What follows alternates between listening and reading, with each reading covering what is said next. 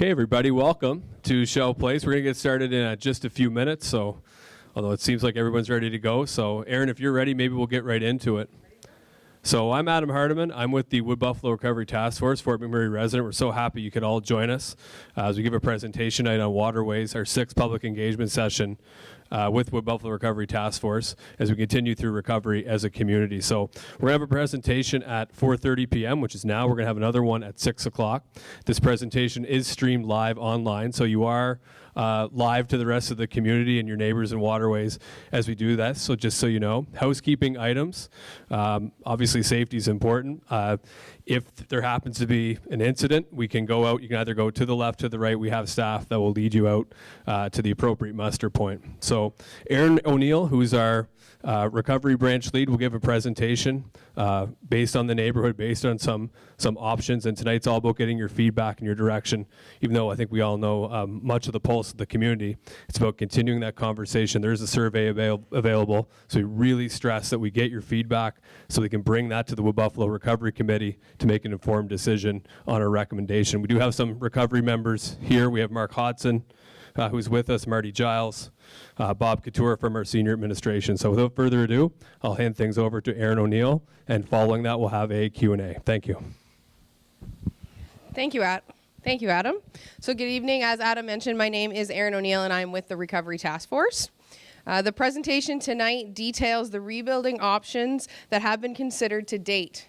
It also includes an overview of the challenges associated with rebuilding within Waterways. We may not be able to provide you all of the answers tonight. However, we would like to hear from you on your concerns or questions about Waterways. We do have a number of subject matter experts, as Adam mentioned, some of them with us tonight to answer any questions. So we have Ethan Bain, Chief of Staff from the Government Alberta Wildfire Task Force, Bob Couture, Executive Director of Planning and Regional Development, Salim from Engineering, who's our Project Manager on Flood. If he's not here yet, he will be coming. We have a number of representatives from Planning and Development. Just wave, guys, back there. Thank you. And then we have a number of representatives from our Recovery Committee. Councillor Sheldon Germain and Kim Jenkins are at the back, and Marty Giles and Mark Hodson are with us at the front.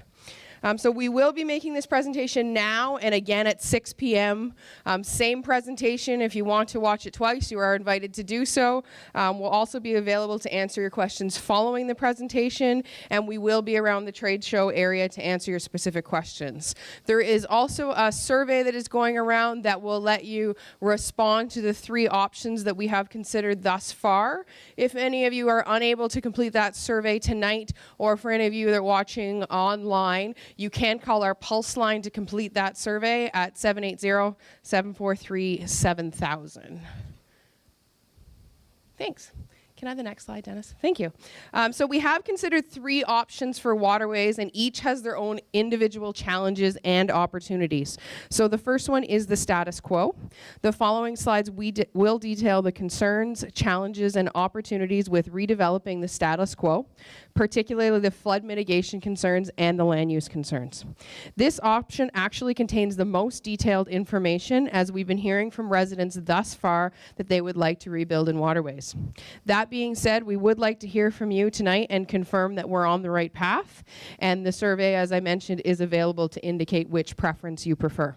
The second option would be an internal land swap within Waterways, where land within the flood hazard area could be swapped with land outside of the flood hazard area, but still within the Waterways community. The third option is an external land swap.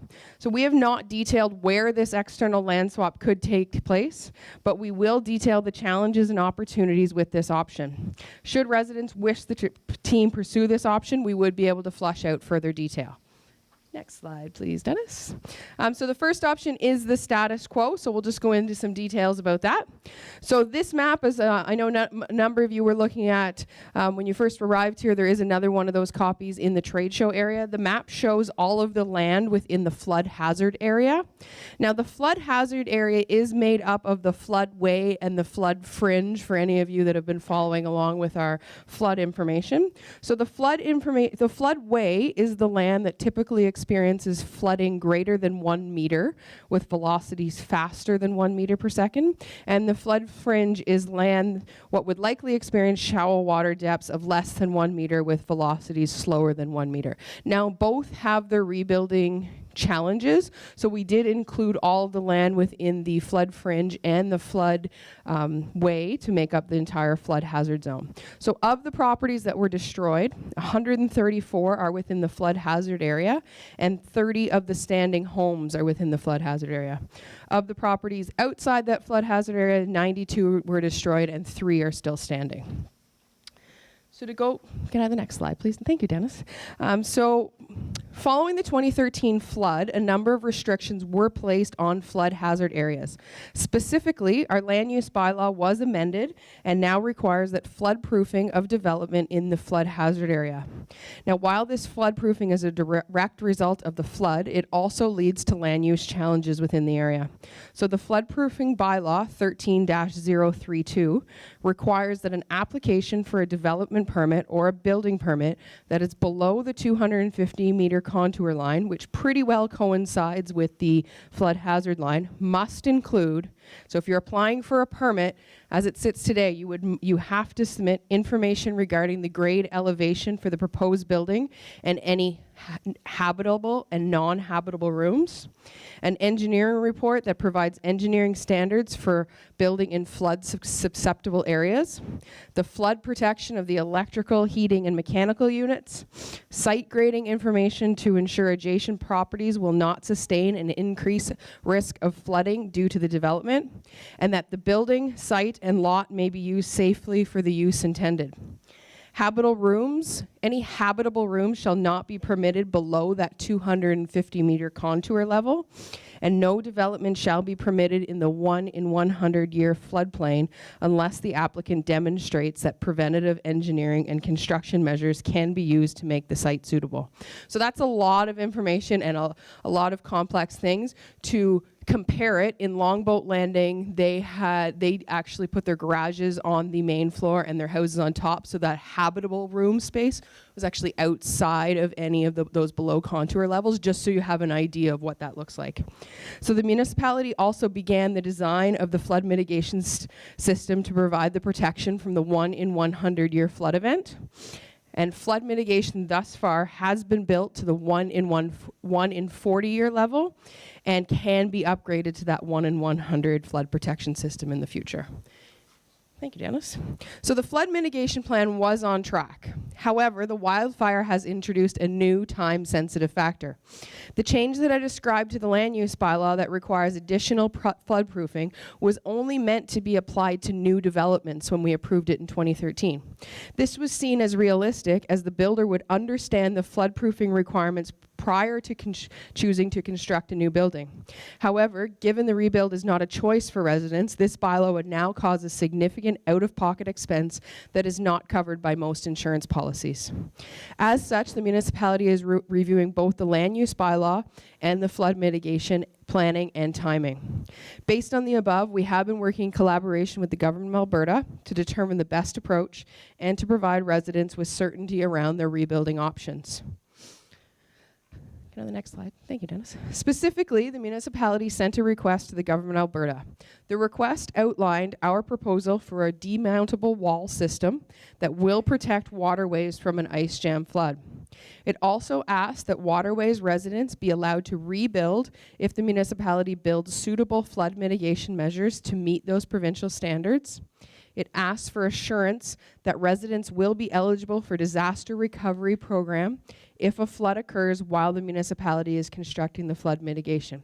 For example, if a resident was to rebuild in Waterways and you were to occupy that house in 2017 prior to the flood mitigation measures being in place or the demountable wall, and there was a flood, we are asking that you would still be recovered from that disaster recovery program to make sure that if you're living in your house, you would be covered for those. We have also asked that there will not be a need for the flood proofing, so all those things that I detailed So there would be a not need for that, and that once the flood mitigation measure is in place, and if a flooding does occur, that the resident would still be eligible for a disaster recovery program. And we continue to work collaboratively with the Government of Alberta on this request, and specific questions tonight on that request. Ethan is here and can help us with some of those as well. Thank you. So as I stated earlier, with the status quo, in addition to the flood mitigation concerns, there are a number of land use concerns. So one, I'm sure many of you have been hearing about our bylaw 16-011. So this bylaw currently is in place, and it prevents rebuilding in Waterways, Abasand, and Beacon Hill until the Chief Medical Officer of Health deems those areas habitable. Council has looked to repeal that bylaw, as the remaining restrictions from the Chief Medical Officer of Health should not be an obstacle to commencement of rebuilding in these areas. Once this bylaw is repealed, residents will be able to start the rebuild in Waterways, subject to the approval of their development and building permits. That being said, the flood mitigation concerns and floodproofing requirements will come into play until we have additional information about the flood mitigation plan. Despite the bylaw, residents can submit their permits today, and they will be reviewed by Planning and Development. If they can be approved, they will be approved conditionally until that bylaw is repealed.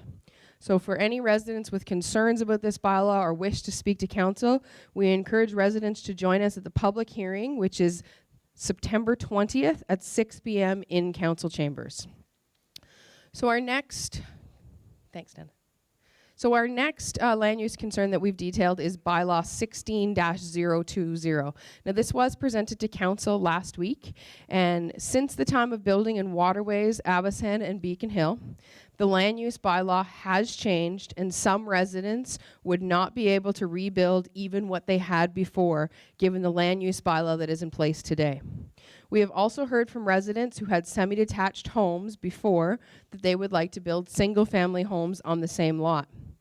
While that specific situation does not necessarily apply to Waterways, the overlay bylaw, which was presented to council this past Tuesday night, would address any rebuilding concerns for those who wish to build the same footprint.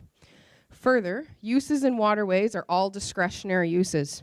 This overlay bylaw would remove the uncertainty that the development officer may not approve your permit even if you meet all the regulations of the land use bylaw.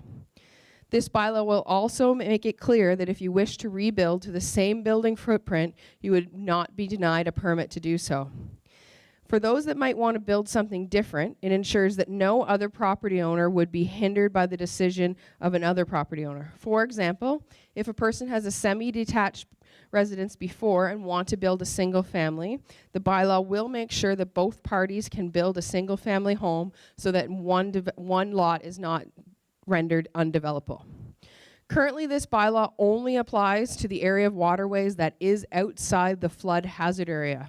So for any residents with concerns over this bylaw or who wish to provide their comments to council, we invite them to the public hearing, which is scheduled for Tuesday, September 27th at 6 p.m. in council chambers. So there are also areas in Waterways, particularly areas around Cliff Avenue, that may have slope stability concerns. Section 62 of the land use bylaw requires that a geotechnical report for the lot be submitted at the time of development permit application. This does raise some challenges, as each individual lot owner would require a geotechnical report. However, the report would need to provide an understanding of the whole area. Further, if mitigation measures are required following the geotechnical investigation, there would need to be an understanding of those mitigation measures and the cost to each of those measures. We will be addressing land swaps later on. However, residents in this area may wish to consider land swaps out of this area given the slope stability concerns. So the next item that we looked at, we have also reviewed the possibility of an internal land swap. So this could potentially see a swap of land for residents within the flood hazard zone, out of the flood hazard zone, but staying within the Waterways community. So this map that you see on the screen right now, so all of the land identified in the dark purple color is municipally owned land. This is actually the land that we own that's outside the flood area and could potentially be investigated as potential land swap areas. Now, while we could look at those, sorry, Dennis, can I have the next? Thank you. Now, while we could look at that land owned by the municipality outside of the floodplain, there are potential concerns with some of this land. The first one, the land that was the site of the outdoor rink. This was also the previous location of the industrial minerals salt plant between 1937 and 1950. This area was then used as a mobile home park later on. However, prior to the municipality being able to consider this as an internal land swap area, further investigation would be required to ensure the ground is stable and there is no contamination from the former salt plant. There are also 46 lots that are vacant, which are outside the flood hazard area, many of which are owned by the municipality. However, in the past, there has been discussion from private developers interested in developing their vacant lots, but those are within the slope stability concern area. While this may not render those lots undevelopable, they do have their own challenges, which would require further investigation should we hear from residents that they would like us to pursue the internal land swap concept as a redevelopment option.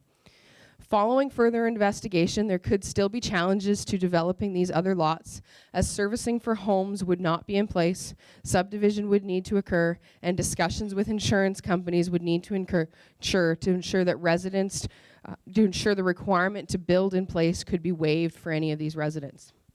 All of the above is not to say that an internal land swap could not be pursued, but we wanted to present the full range of options and challenges to residents tonight.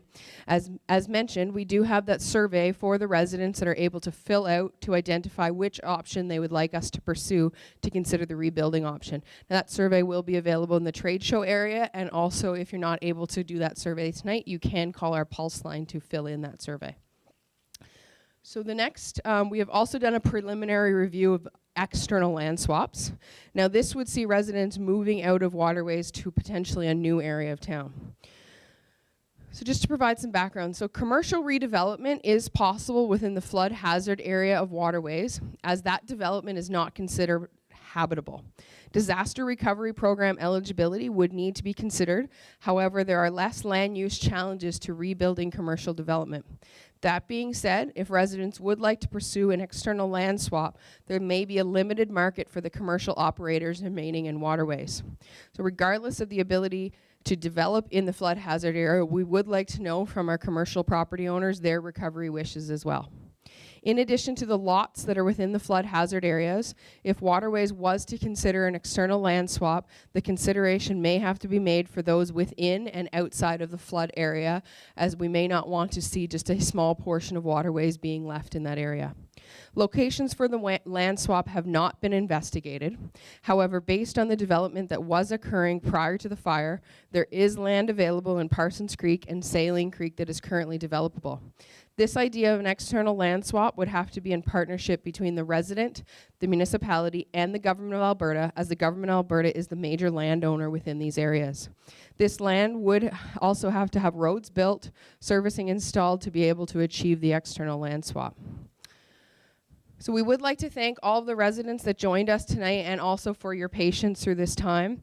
We hope that the presentation answered some of your questions, while we know it didn't answer them all, but it did provide some of the rebuilding considerations in one forum, so you're able to convey to us what you would like the recovery and rebuild of Waterways to look like. We're happy to answer any of your questions, and again, there are some representatives from the Government of Alberta, Planning and Regional Development, Engineering, and members of the Wood Buffalo Recovery Committee with us tonight to hear any of your concerns and hear how you want the recovery to concern. Thank you.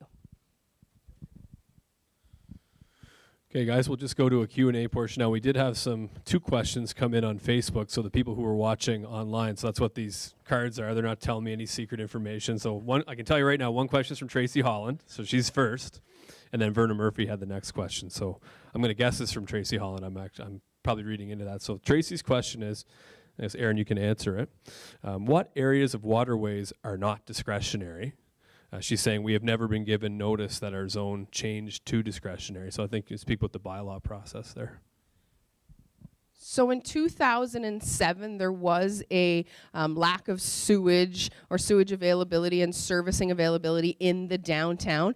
Everything south of the bridge was amended to discretionary uses. So regardless if you were listed as permitted and discretionary in the land use bylaw, there is a little caveat under the permitted section of there that actually changed all of those uses to discretionary. Now I say that, but the overlay bylaw that will be going forward to council will look to repeal that bylaw that was put in place in 2007 and remove that discretionary use from all the properties south of the bridge. And so this is Verna's question. She's asking Aaron, what is the backup plan if bylaw 16020 is not repealed by the province? So I believe that's the flood mitigation piece. Correct? That's the overlay one? See, I can't remember the numbers either. So the backup plan, if the overlay bylaw is not approved, was we would look at other options. We would need to look at specific land use concerns. We would need to look at those specific areas where potentially the lots are now too small. We would need to look at some other options. We do feel that this would be the best use. It does remove that uncertainty. It does let people build the same footprint. So administration does believe this is the best path forward, and we do encourage residents to join us at the public hearing on September 27th to express their concerns so council understands the need to approve this bylaw. Okay, thanks, Aaron. So that's all the questions we have online currently. Is there anyone in the room that'd like to go? So we'll do our best to be fair and work around the room. So, sir, you were first. Yeah, I got a question. I hope I understood it right. You were saying that we are allowed to rebuild on the current footprint that we had. So now my question is, my house is out of the floodplain, so why can't I get a building permit? Why can't I start rebuilding? So you can everybody hear me if I just, yeah? No, you can, okay. So the question was, why can I not get a building permit if I'm outside the floodplain? So you can actually apply for your development and building permits tonight. If you have any specific questions, we do have representatives from our planning and development offices. You can apply for those permits. Right now, until that bylaw is repealed, that permit will be issued, provided you meet the land use bylaw. It will be issued subject to the chief medical officer deeming that area habitable. Now, we feel that we can remove that bylaw, so the intent is to take that to council and repeal that bylaw on September the 20th if council chooses to do that. That would then take away that requirement and you would be able to rebuild without that restriction. Now, for somebody that wants to rebuild their property that doesn't meet the restrictions of the current land use bylaw but wants to rebuild the same footprint, that other bylaw, the overlay bylaw, as we talk about it, would address your concerns. So should council approve those two bylaws by September the 28th, you could be rebuilding in Waterways. Okay, so what I'll do for fairness, I know you had a question, but I'll try to go back to front and we'll do it that way. I'm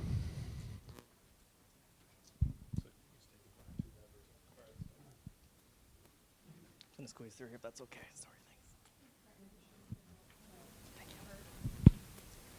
Hi.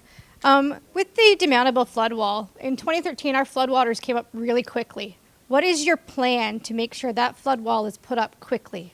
So I'm actually going to direct that to Salim. He's the project manager from engineering for our entire flood mitigation plan. So I would be happy to pass that over as Salim is the expert on flood mitigation. The demountable wall is a quick installation wall, and all along the 8-kilometer long Fort McMurray area can be installed in 2 days by a team of 14, which I believe we can easily find within the engineering team. It does not require any special skills to install it, and it's a quick installation. Just in 2 days we can install the whole wall. We know that in 2013, it was 12 hours before we had to be evacuated. So we don't have to wait for the floods to come. When we know that this is a flood season from April to June, we can just leave the wall installed. So every year during our flood season, you would install that wall? Yes, we can install it and just leave it in place and deinstall when the floods are gone. That's a historical river. Are you allowed to do that? That's a heritage river. Yes, but it's better than building a dike which is permanent, which is going to be all the way throughout the year. Why don't you use gated culverts? I don't think that's a solution. They were suggested years ago for the sign, and they were approved that they would work. So why wouldn't you put 2 gated culverts at each end of Waterways instead of going into the Heritage River? Gated culverts. Going boulders with the That's boulder report. that's a solution only for the storm drainage, but not for the floods. Floods at 250 level have to have a structure to hold the water. Can you guys all hear Celine? Oh, no, sorry. Talk right into the microphone. Oh my God. Yeah, you can just. Okay, all right. Okay. Or come to the front. Celine, do you want to come to the front?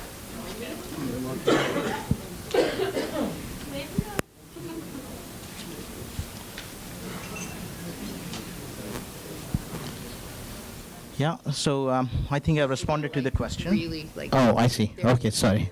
So the first Right. question was about Sorry. the demountable wall and how fast we can install it, correct? And how we would ensure that the demountable wall would be protected, how the residents would be protected installing the demountable wall, is that correct? Okay, the installation of demountable wall is very quick. You need just a crew of 14 to install the 8-kilometer long wall all along the downtown, lower town side, Ptarmigan Court, and Waterways. If 2 days are you think it's going to be more for the flood, then we can leave the wall installed during the flood season and decommission it when the floods are gone. And the second question was about installing the demountable wall on a heritage river, correct, Denise? Okay, a demountable wall solution is better than having dikes. If we are to build any structure permanently sitting there, that's disconnecting the community from the river. So demountable wall, at least you have, except the flood season, you have the access to the river throughout the year. And the other question was, why don't you use gated culverts? I'm not sure whether that's, we need to look at it. I don't think that that's a solution. It hasn't brought up so far. Thank you. Okay, thanks for the question. Thank you, sir. So we go back. We'll do another online one because we have some ones coming in. This one's from Marie. It's actually a really good question. I don't know if we'll be able to answer it tonight. I don't know if it's even for you to answer, Aaron, but she's asking, what if we can't all agree on one option? That's a very good question. That's why we're here tonight, to find out, but I'll give you that, Aaron. So we have asked residents to respond to that survey, which option you prefer. We have also asked if you're Waterways residents, we do want to be inclusive of all our community, but we have asked to make sure that we're specifically hearing from our Waterways residents as well. If we get to the point of we have 50-50, we may look at both of those options. We may consider going to figure out what the best option is. We will also present that information back to you at another one of these sessions. This is just the first of many sessions we intend on having. So if we do get to that stage where there's a split, 30% right down the board, we would have to look into further options and flush out those options as well to make sure that we provide everybody with the correct information. Okay, I think you were next, so I don't know if you want to go. I'm trying to go back to front fairly. I guess that kind of penalizes people in the middle, but there's no right way to do it. But I know you're next, sir, too. You had your hand up. I see that. I'm sorry. Can I stand up instead? It's just Yeah, we if you can't get it on. It just won't, the people, can't get it on, people so we're on trying to get watching won't everybody hear. on. Oh, I'll okay. repeat it, though. Okay. So my question is this. I noted from municipal public documents that slope stability and geotechnical work had been done in Abasand and Beacon Hill. Why had it not been done in Waterways? I mean, not everyone is in the floodplain. That's not the only concern. It's been noted here. That's my first question. And then I have a second part to that for people who've already done geotechnical testing in Waterways.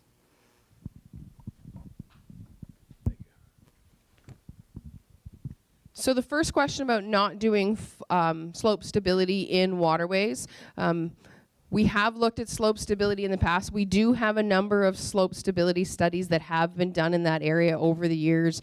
The first one was in our 1986 area redevelopment plan. All of those would need to be used as a baseline for that. Now this kind of does go into your second question of those people that have done slope stability or geotechnical analysis. As I'm told from our engineers, and I don't pretend to be an engineer, but as I'm told from our engineers, those geotechnical reports have a lifespan of typically 2 to 5 years. Given that there were changes with the fire, those types of things, we could review those to see what time frame those were done, to make sure that they do provide a level that we could approve those permits. However, we may require an updated geotechnical report to that to make sure that it is updated given the current situation.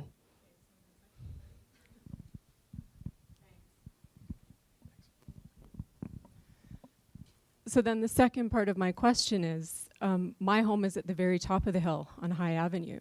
So truthfully, the slope stability issues aren't necessarily on my property. They're back onto my property, which is municipally held. So what then will the municipality do to mitigate any future slope stability concerns on its property as opposed to mine? See, I knew the follow-up would be the kicker, right? I knew you were setting us up. So that was specifically what I was explaining of when we do geotechnical, it has to consider that larger area. And I'm not saying that we won't assist or we won't do that, but does need to consider that larger area. And we do need to look at if there are mitigation measures that are required, who pays for those, who contributes to those. So we've identified the issue tonight. I don't really have a great answer for you tonight of how we're going to do that. We've identified it. We had detailed meetings with our planning and development and engineering department this morning just to make sure we had a solid answer for you tonight, or at least half an answer tonight if I can give you that. So we do understand that there are concerns greater on with that slope that the municipality actually owns. So there will be some considerations made for that, because we do need to make sure that our land and the land above you, even your neighbor's land above you, is not causing concerns if you are on a lower section of that waterway. So we are talking about those discussions, and we will give you that information as soon as we have it. So just to be clear then, so the expense of that is going to be carried downwards. The expense today, if you applied for a permit, planning and development would require that geotechnical report to be able to approve your permit. So as it sits today, that expense would be borne by the property owner. So the concern is municipal land behind your property. The concern also, as we go down the slope, does become municipal land, your property, the next property, the next property. So it does play together. So we are looking at that. But today, if you were to apply for that permit, it would be the responsibility of the property owner.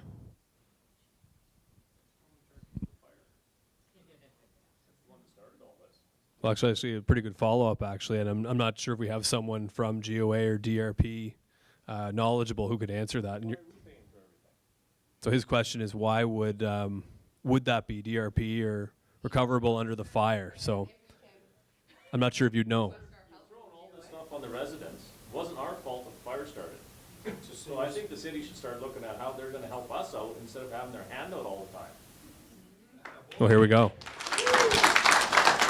You look at the stuff that's floating around out there, and I don't have anything right in front of me, but it sure seems like the city is filling their banks.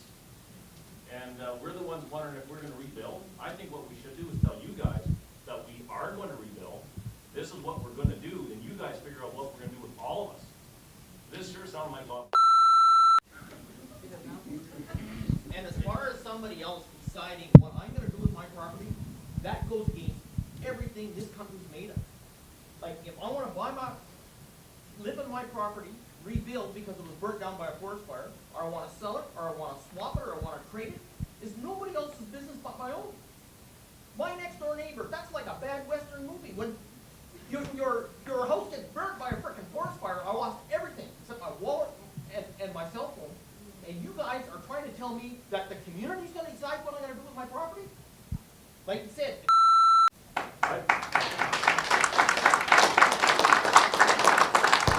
thinking you guys, like, even dealing with the city and the planning department, they wanted me to track down all this stuff, and when I told them I'm not going to, it's amazing. They figured it out all by themselves, and I didn't have to run around. I said, no, I'm not even gonna clean up, don't even worry about it. Next thing you know, oh, well, we found it. Well, you're the city, you know all this stuff. Why are you throwing all this on us? Why are you making us run to every different department? You should have a package and say, here you go, sign this. Not 5 different pieces of paper that you guys can't photocopy. So I don't work for the municipality, and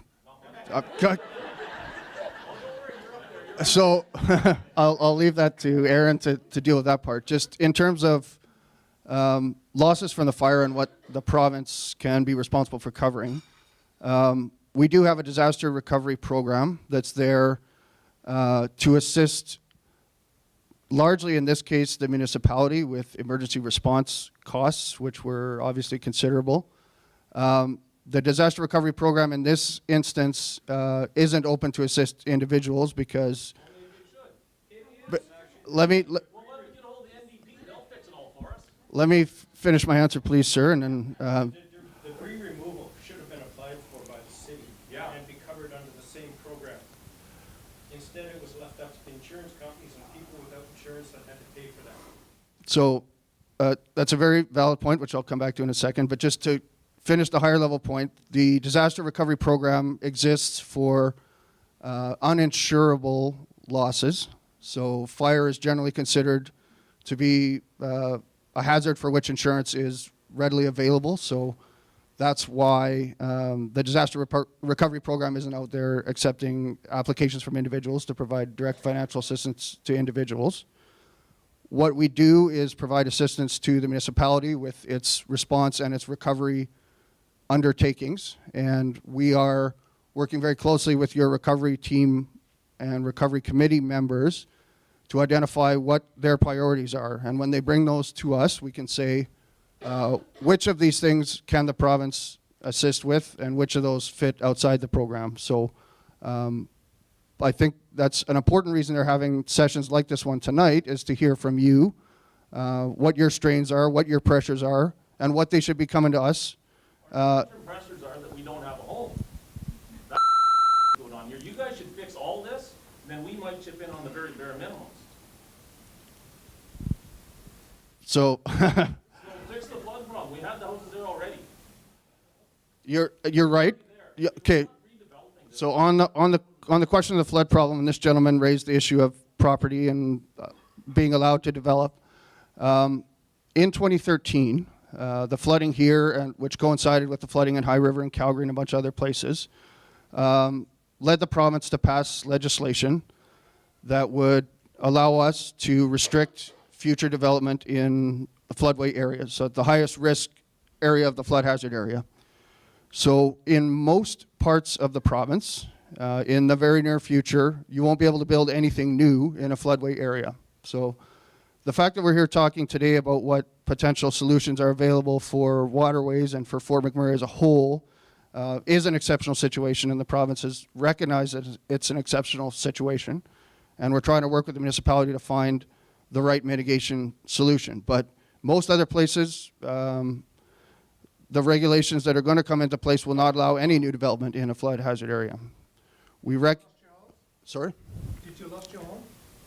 Did I lose my home? Yes. No, sir, I don't live in this community.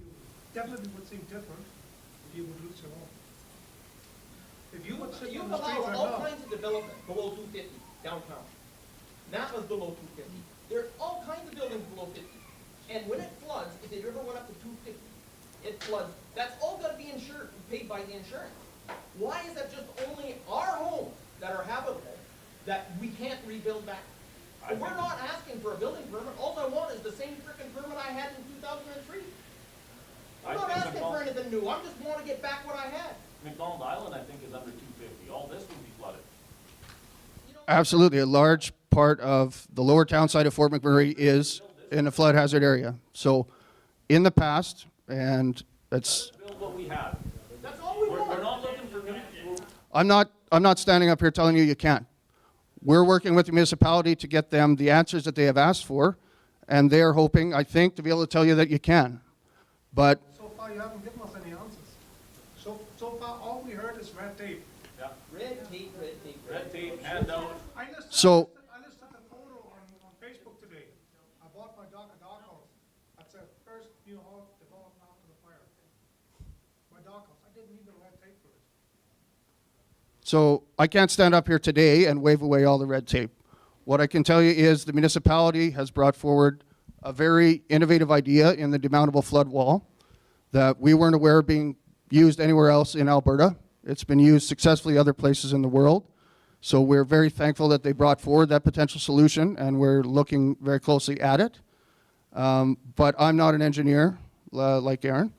I'm not a hydrologist either, so all I can do is say that we're looking very closely at it, and we're very encouraged that they brought it forward, and we hope to be able to give them an answer very soon as to whether that constitutes acceptable flood mitigation for the area.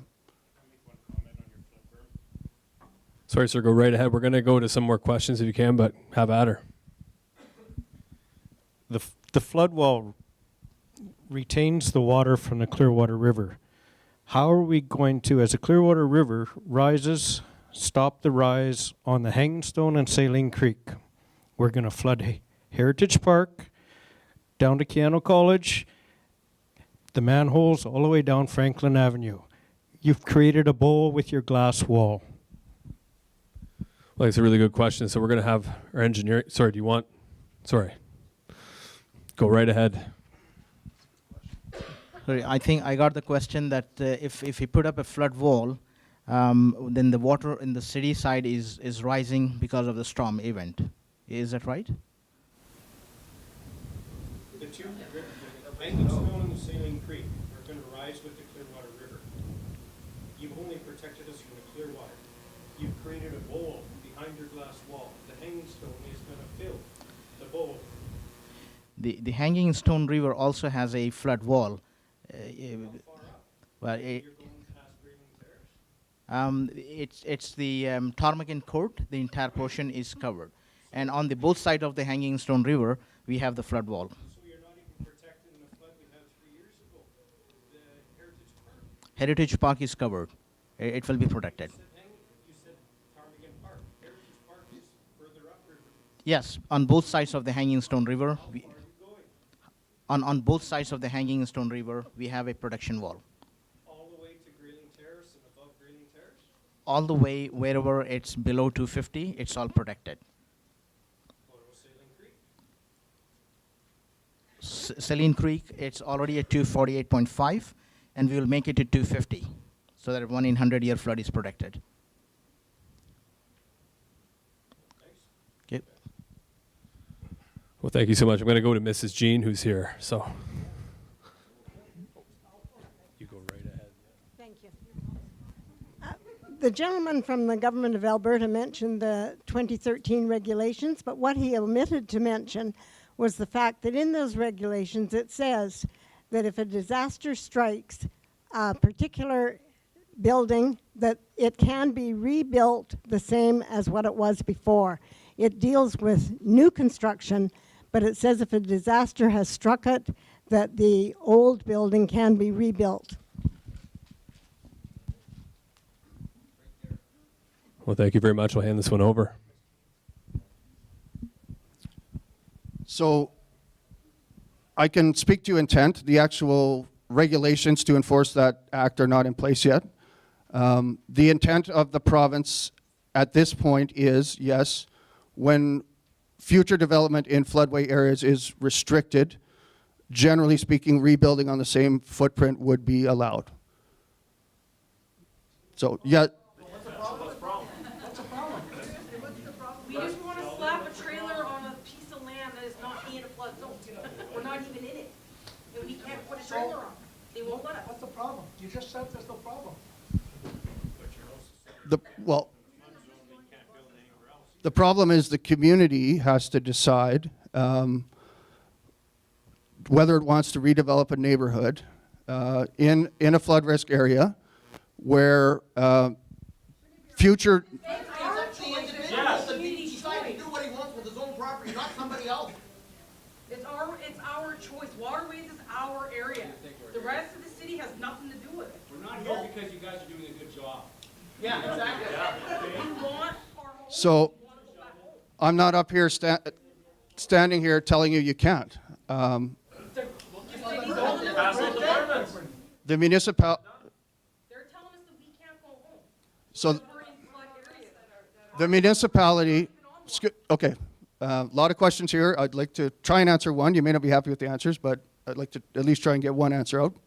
The municipality has asked the province to clarify for them what the existing rules are, to clarify for them whether we would accept the demountable wall system as mitigation to the 1 in 100 flood risk level.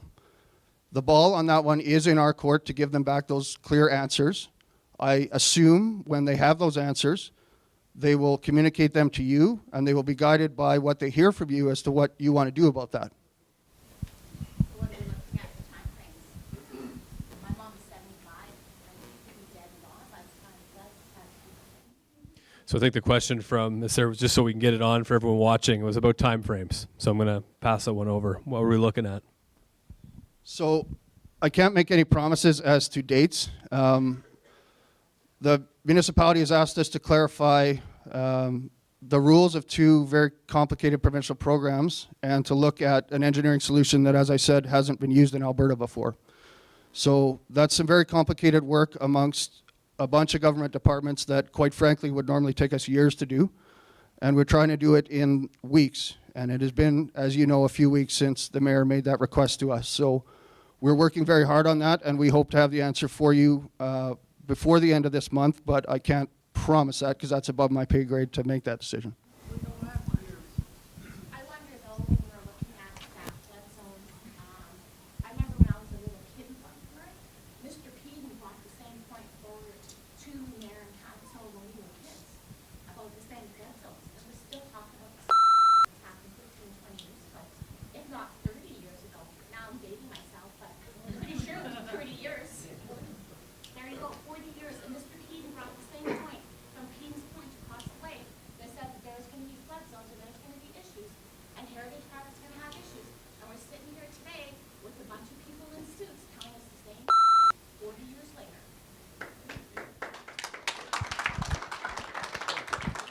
So if you're okay, sir, I'm going to make sure we got some people at the back here. So I'm going to make sure we spread the wealth. So I'm going to go back, right to the back here. I know you already went, right? Is that okay? Is there anyone else who's asking a question for the first time? Is that? I know, but we have some other people that are asking questions. If you don't mind, we're going to go to this gentleman here and then back here. So I'm on the wrong side of the room. Do you mind passing? Sorry. Excuse me, buddy. Just kind of, sorry, guys. Should wear my gym shoes. So this question's for my spouse here. You're on, go right into it. Right into it? Yeah. For Pauline. We live in Tamaraga Park. Our home is a green home. No smoke damage, no nothing.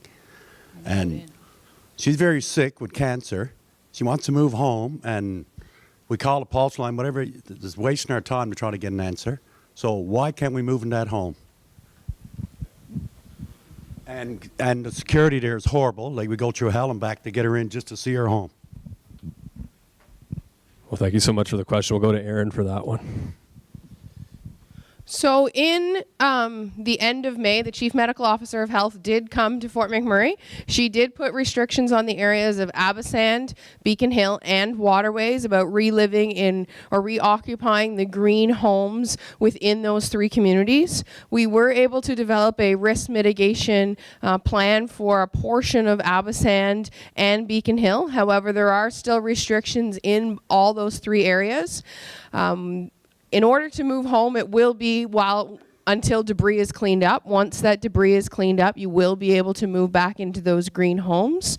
Now, we are looking at some options to making sure that if Ptarmigan Park is all cleaned up, those residents could potentially go home. If the other way of Waterways, that is one of the main reasons why the municipality did put the demolition order on all of the properties.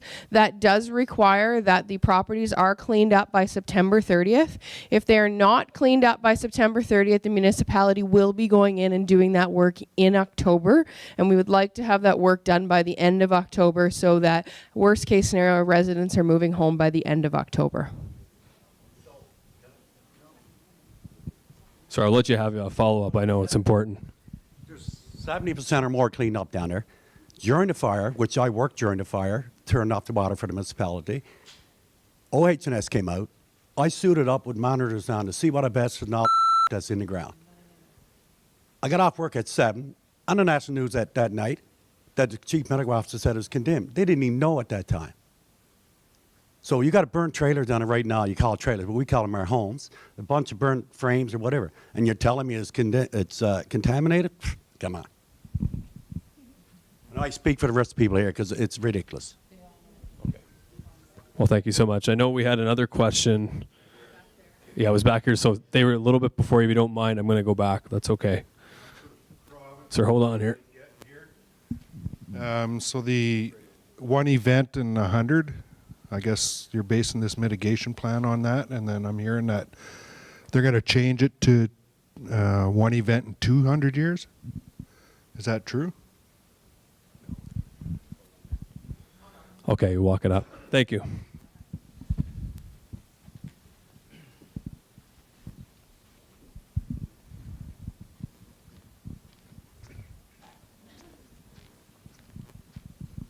So the question was, is the standard a 1 in 100 flood? The short answer is yes. So what we mean by a 1 in 100 flood, it's often referred to as a 1 in 100 year flood. What it really means is there's a 1% chance of that level of flood occurring in any given year. And that is the provincial standard for determining the flood hazard area and for, in exceptional cases like Fort McMurray, for requiring mitigation to protect against that flood level in order for development to occur.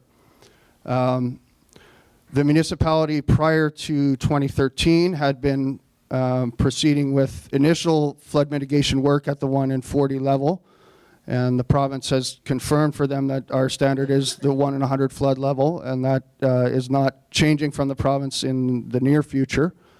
There have been discussions nationally and internationally, is that the right level? Given the greater frequency of extreme rain events and flood events that we're seeing. But that's nothing on our immediate radar screen to go to a 1 in 200 level. That's a conversation that's going on out there. Hold on, Marty. We're going to give you the mic just so the people watching can get that in. I'm not an engineer. I'm on the Wood Buffalo Recovery Committee, but I know Kevin Scoble and his team, back to Torchy Peden's comment about why don't we talk about this 40 years from now. The federal government's talking about the 1 in 200. So Kevin Scoble and his team about the demountable wall, it can be adapted very similar to go to 1 in 200. So if all of a sudden a new federal rule comes in, we don't have to kind of, I guess, you know, have Groundhog Day again, so to speak. So the 1 in 200 you hear about being talked about, it may be put in by Ottawa, and the municipality team, which I think has got some good foresight, is saying, let's engineer this demountable wall if that's what the residents decide on wanting. If 97% of the people want a demountable wall, let's make it so it could be 1 in 200. So if the goalposts move again, we're kind of ready. So that's what you might have heard about with the 1 in 200. Did I screw anything up there, Bob? No, you're right. Okay. All right, thanks.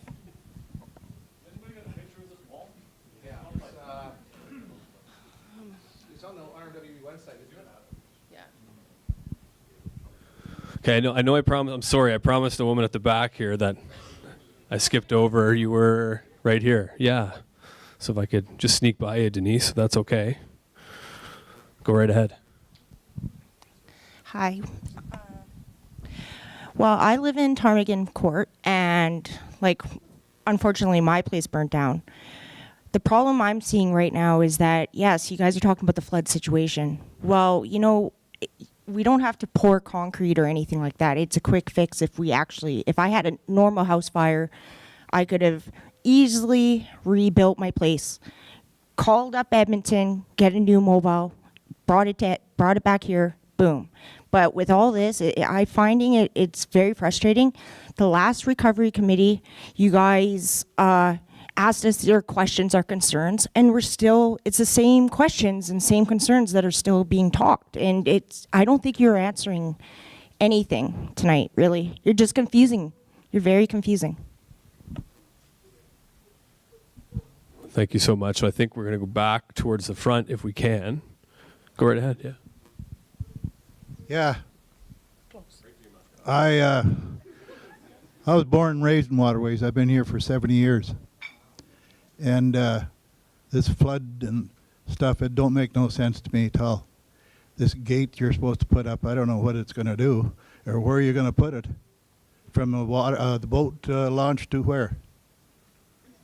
And the Saline Creek and Hanging Stone. Right now, there's a tree across the Saline Creek which makes the water back up. The city knows about it. It's still sitting across the creek. 2 years ago, when they called it a flood, where the current come around and washed a little bit of dirt away, they wouldn't open the damn log jam. We had a hole on one side of the Hanging Stone and one on this side of the Hanging Stone, and they never done a goddamn thing. Thank you. So kind of a two-part piece. I know there was a question about the wall itself, so that's the first part. I don't know if you can take this back at the front for us. And the second question is about a previous logjam.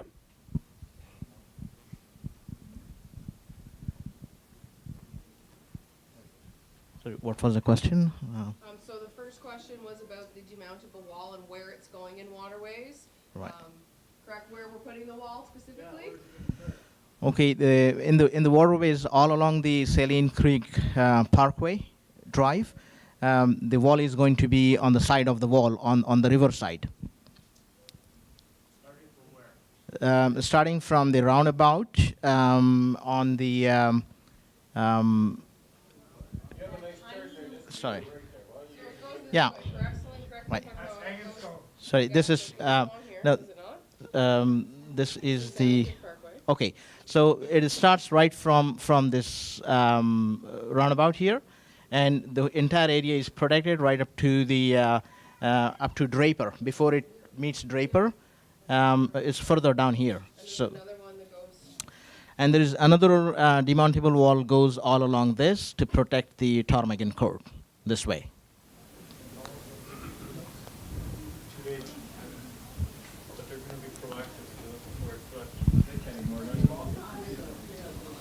Saying you're going to put that wall before the ice breaks? You're going to hold back that massive ice flow? Yes.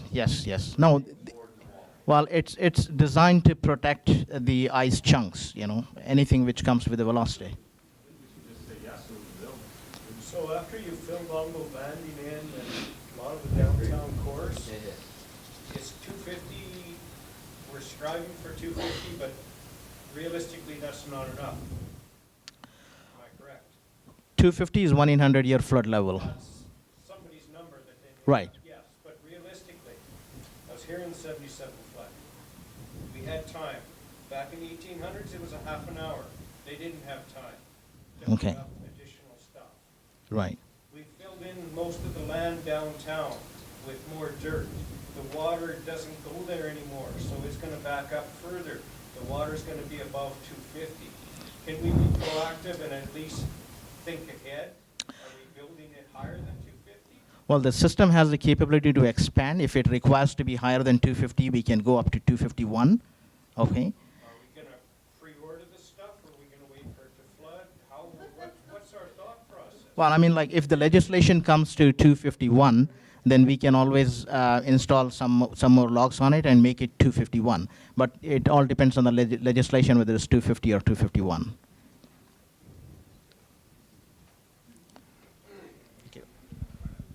Thanks a lot. So I'm going to try to go back to someone who hasn't asked yet. I know you have another question. Let's go right down here. If we could pass this down.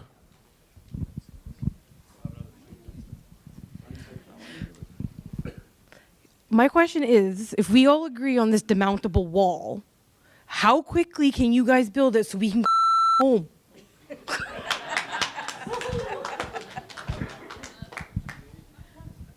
I'll hand that one over to Aaron. So the demountable wall, we actually feel that we can build the demountable wall actually faster than putting a berm in, so we would still meet our requirement of being in place by 2018. The reason we have asked the province to consider disaster recovery programming for the individuals so that you could start rebuilding, so that you wouldn't be restricted to wait to rebuild while we are putting those flood mitigation measures. So that does form part of our request that Ethan's team is reviewing right now. No. The question has, can we build a wall? And can our residents go back? Can you rebuild and they're covered for disaster recovery programming while we're building the wall?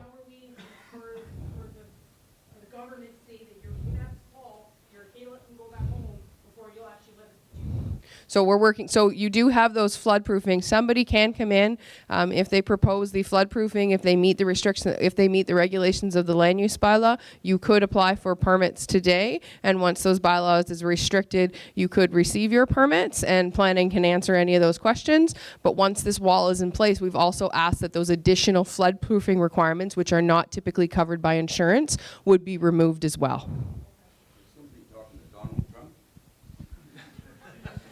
That's one question we're not going to answer tonight, if that's okay. So I'm going to go back. Sorry, sir. I'm going to go to someone else who hasn't asked yet, but I'll get back. Go ahead. Thank you. I was under the impression that the government study just basically came up with a arbitrary number. That's where that 250 came from. There's no data to support it.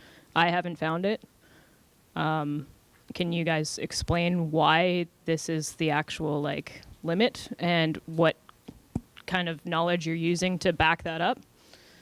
And also, what about all of the millions of dollars worth of infrastructure you guys have put into waterways in the last few years to try and protect them from flooding? So the levees that were just built in the trailer court, the berms that are already along Saline Creek Drive, which were not included in the original study, all of the Saline Creek Bridge that was rebuilt, the Toll and Drive Bridge that was rebuilt, all the way along Draper Road. So where are these numbers coming from? It's a really good question about why the 250 benchmark. So I said at the beginning I'm not an engineer or a hydrologist, and I won't speak to the specifics of the study. It was part of a program called Flood Hazard Mapping Program. That was a joint provincial federal program that started in the 70s, actually. So in a lot of communities in Alberta, the maps are not very recent, and this is one of them. So actually, before the fire occurred, the municipality had approached Alberta Environment and said, can we work together to update the flood hazard maps for our community? And Alberta Environment said yes, so that work is getting underway right now. So as to your question about where the existing studies are, I believe they're on the Alberta Environment website, and you may be looking for a level of technical data behind that that may not be on the website, but I'm sure if you want to talk to me afterwards, I'm sure we can work on getting you that information. But for the general information of the folks in the room, the studies do come out of a federal provincial program that started in the 70s. The standards are fairly consistent across the country as to the way those studies are done. And the one for the urban service area at Fort McMurray is currently being updated. Kind of add on just a little bit here on municipality. But some of the things that have been built, flood wall, by the way, is waterways, and for the proposed flood, also the lower town site. There's a $90 million ask, and we want to have a really good ask that maybe the friends of the GOA can say, we can't say no to.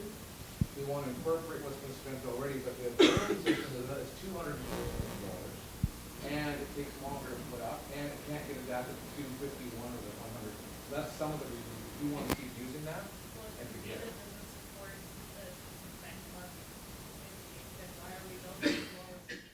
I believe it.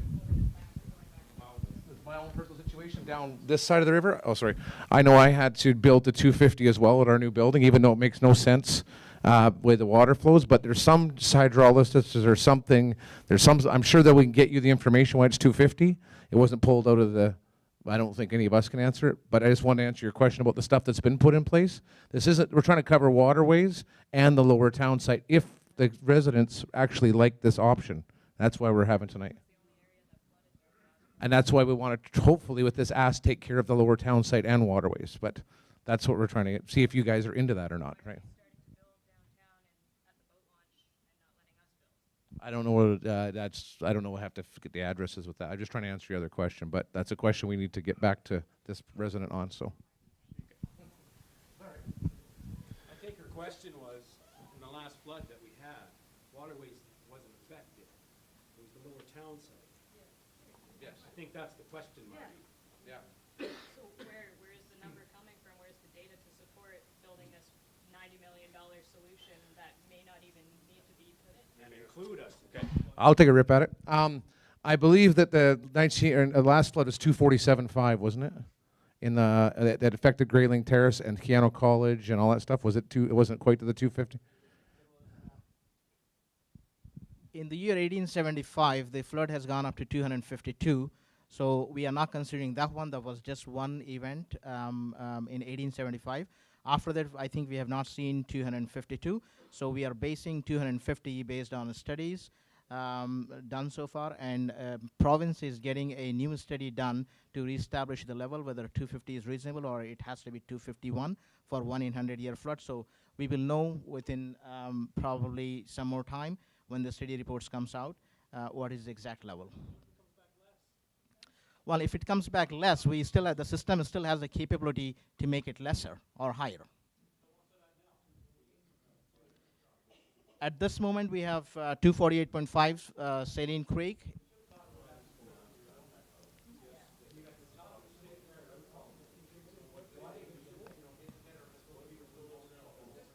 But 248.5 is not.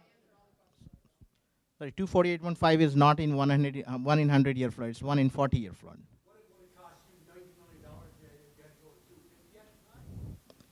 No, 90 million will take you to 250 level.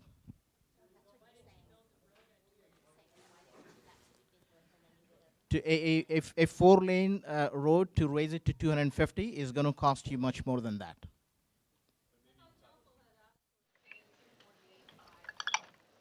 Sorry?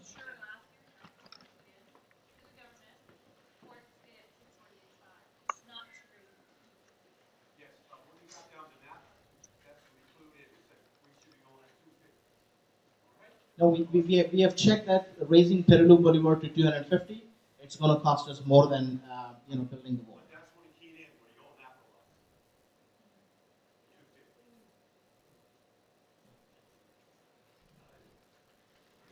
Okay, guys, I know we got a lot of questions, but we did commit to doing another presentation at 6, so we'll go till about 5:45, if that's okay. It's not that we want to stop the conversation, it's just we already committed to potentially other residents might be coming and restart. So that's you're welcome to stay, but just giving you a heads up. So, we got anyone else who's a new question person? Just 1 second, sir. We got moments want to check to see if there's anyone new who has a question. I think you, sir, over here. So I'm sorry, guys. It's not that we don't want to follow up. We just want to make sure that we're giving everybody a chance here.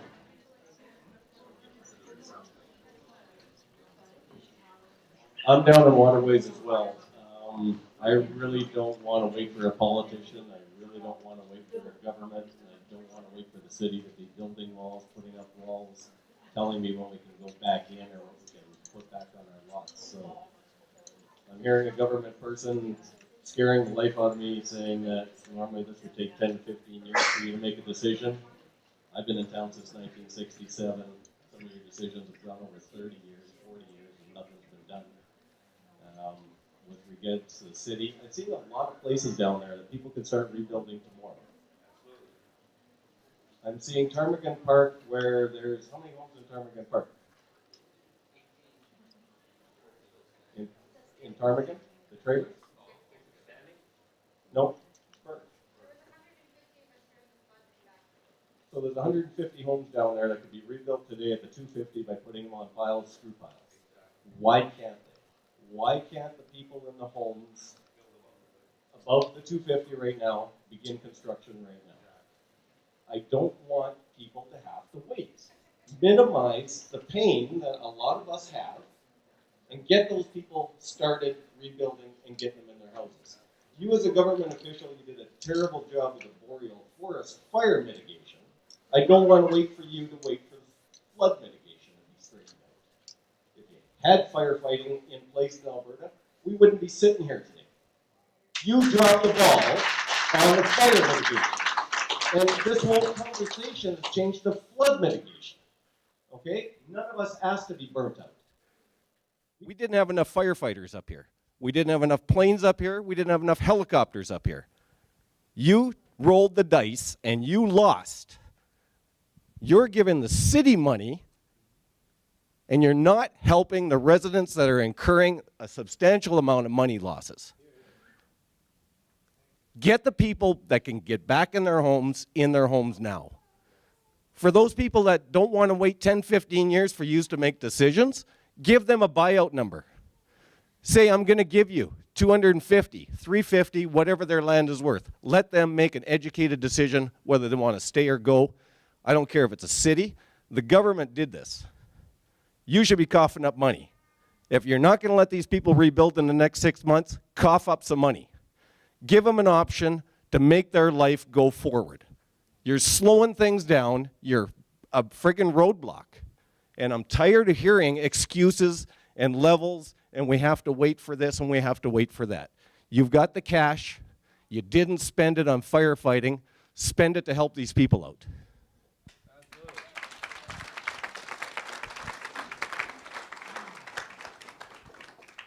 So I'm gonna answer your question about rebuilding today. So residents can apply for permits, for development and building permits.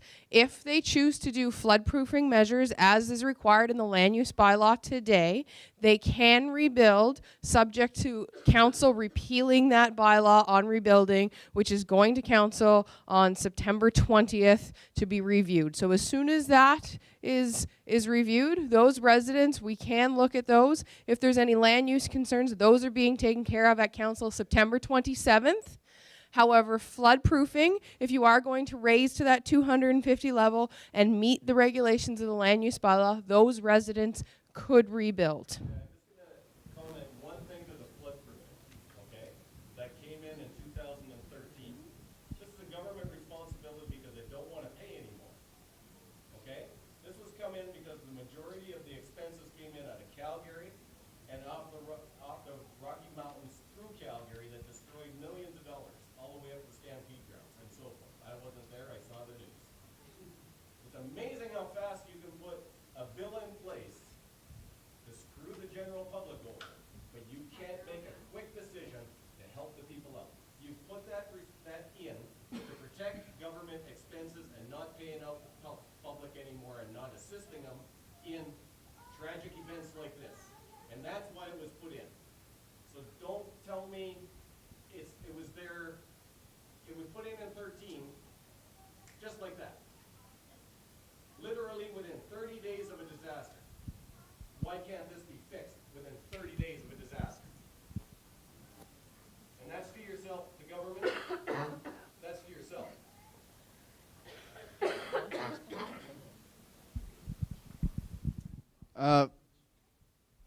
I think a lot of that was very well said and is above my pay grade to answer. So I can't snap my finger and give you the answer today that you want and that I'm hearing a lot of people in this room want. Well, I'm not an engineer and I'm not a politician either. All I can do is listen to what the priorities of the community are as you express them in this room and go back and continue to work hard to get you the answers as quickly as we can. And I know you don't like those answers, but that's what we're doing back in Edmonton. That's what the folks here are doing, working very hard, very long hours to cut through that red tape and get you the answers as quickly as you can. But I can't stand here today and give them to you. You would work a lot harder if you were sitting outside your home somewhere in the rest of the place. So you would work a lot harder if you don't have a home to go to.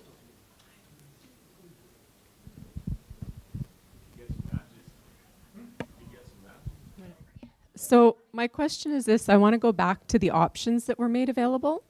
The internal land swap as well as the external land swap, they both sound as though, my assessment, they're very time heavy. And the reality is that those will be done at the expense of my insurance policy or whatever runs out first. It'll time me out. That's the truth of it. So I'm going to go back to that gentleman's comment and ask, why are we not being given the option to have our land expropriated by the municipality at pre-fire market values, and then the municipality can do what it feels it should in the timeframes that it feels are appropriate. Let me get on, or let me make some informed decisions, because I can assure you, this is costing everyone in this room a lot of money. Some people will be bankrupted by it, and some people will lose decades of hard work. So why is that not an option when all sorts of land downtown was expropriated for an arena?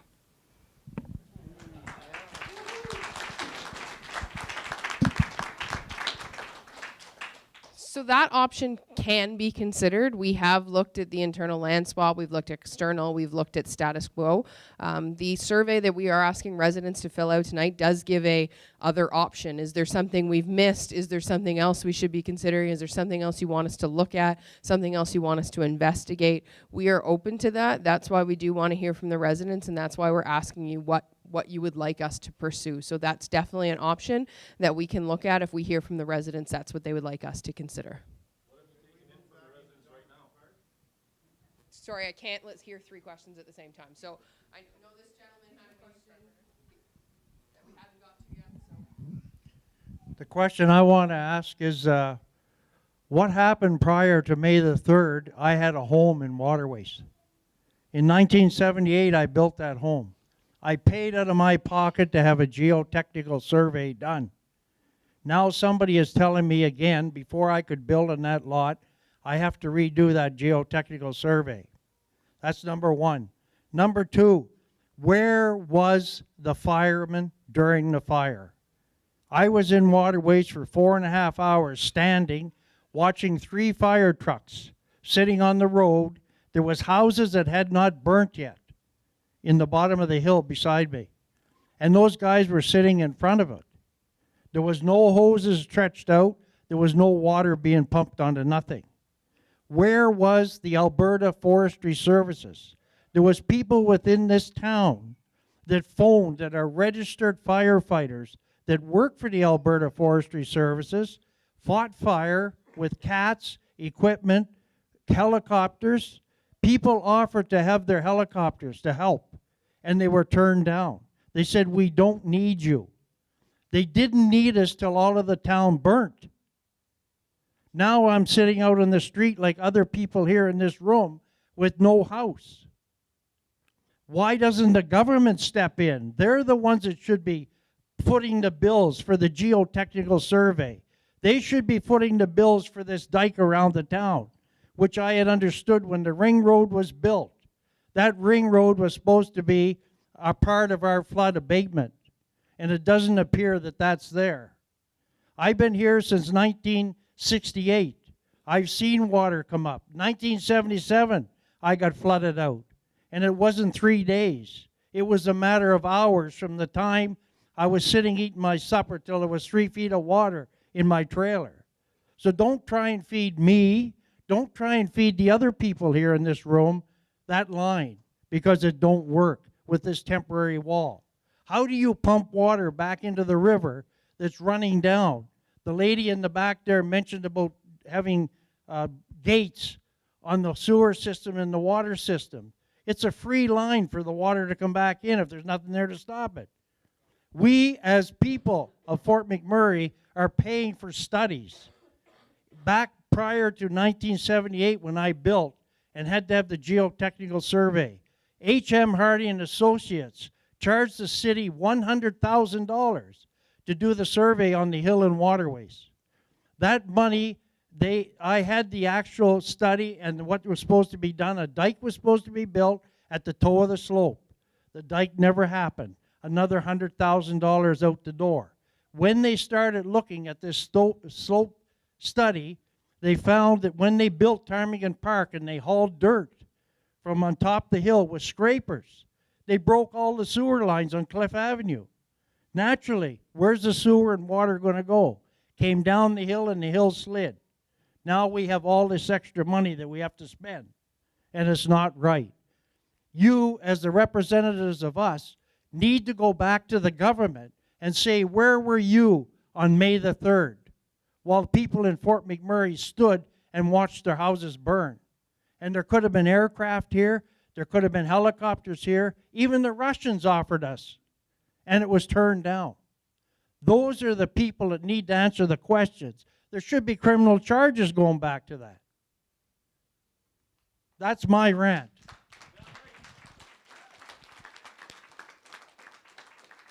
So this gentleman here in the blue shirt, what's your name? Ethan, I suggest next time someone who has a higher pay scale come back to answer the questions. You don't need to be in the hot seat if you can't. And part of this healing process for everybody in this room is getting the right answers and getting the truth. And a second mic would be very handy. So thank you, everybody. And I hate to stop it here just because we do have another presentation at 6. So if you guys want to stay in the room, you'll have to listen to Aaron's presentation once again, but feel free to stay. Our staff are in the other area. We're in here. Feel free to answer questions. Please do fill out the survey. This gentleman did ask me, how are you taking the feedback? Well, this is all recorded, and we'll watch it again to get all those comments, but please go through the survey and fill it out, or call into Paul so we can get that direct information for Waterways. Thank you so much for coming by. We'll have another session at 6. There's also the booths outside, so thank you very much.